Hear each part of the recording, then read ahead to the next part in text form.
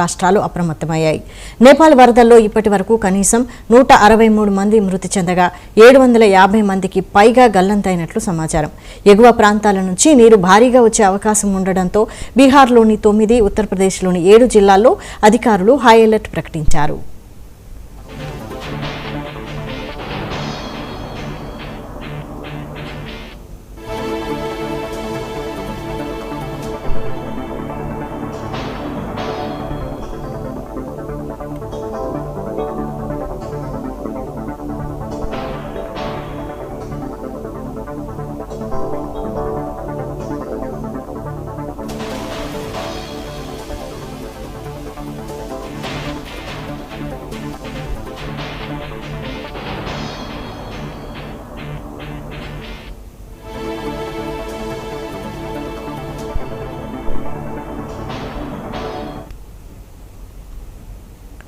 బీహార్లోని పశ్చిమ చంపారణ్లో గండక్ నది నీటి మట్టం అకస్మాత్తుగా పెరగడంతో గండక్ బ్యారేజీకి చెందిన 36 గేట్లను తెరిచారు.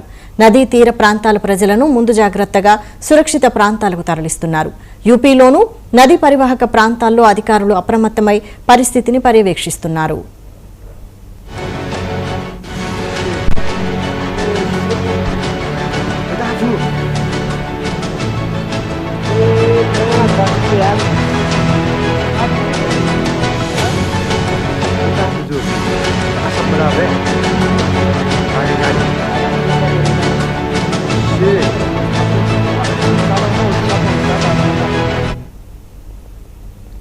నేపాల్లోని భోటెకోసి త్రిశూలి నదీ వ్యవస్థ దిగువన నారాయణి, ఆ తర్వాత గండక్గా భారత్లోకి ప్రవేశిస్తుంది.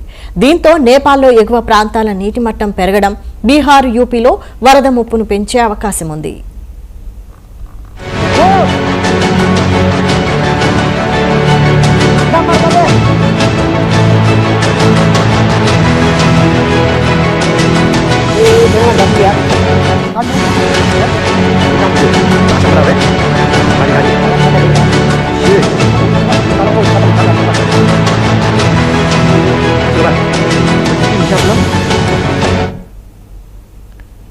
పరిస్థితిని కేంద్రం నిశితంగా పర్యవేక్షిస్తోంది.